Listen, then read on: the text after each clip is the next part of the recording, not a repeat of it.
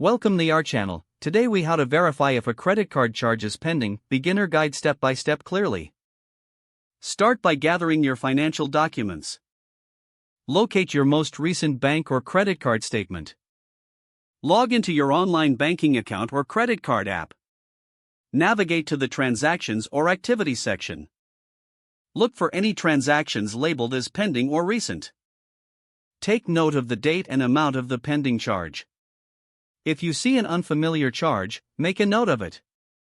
Check the name of the merchant associated with that charge.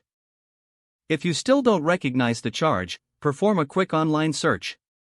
Compare the pending transaction with your receipts or past purchases. If the charge seems suspicious, contact your bank or credit card issuer. Provide them with the necessary details about the charge. Request clarification about the transaction's validity. If it's a legitimate charge, note the transaction for future reference. If it's unauthorized, initiate a dispute with your bank or credit card provider. Keep track of all communications regarding the disputed charge. Review your account regularly to stay updated on any new transactions. If the page does not load, refresh the browser or try again in a private or incognito window. Make sure you are using the correct email address, then retype it carefully to avoid small typos. If your password is not accepted, use the reset option and create a new strong password you can remember. Check your spam folder for verification or security emails, then complete any requested confirmation steps.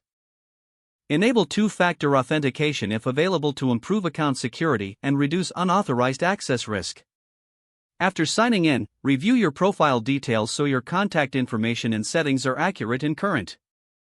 If you see an error message, note it down and try again after restarting your device and internet connection. Log out when you finish, especially on shared devices, to keep your account and payment information secure.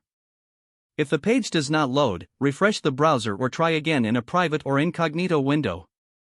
Make sure you are using the correct email address, then retype it carefully to avoid small typos. If your password is not accepted, use the reset option and create a new strong password you can remember. Don't forget to like this video and subscribe to our channel for more step-by-step tech guides.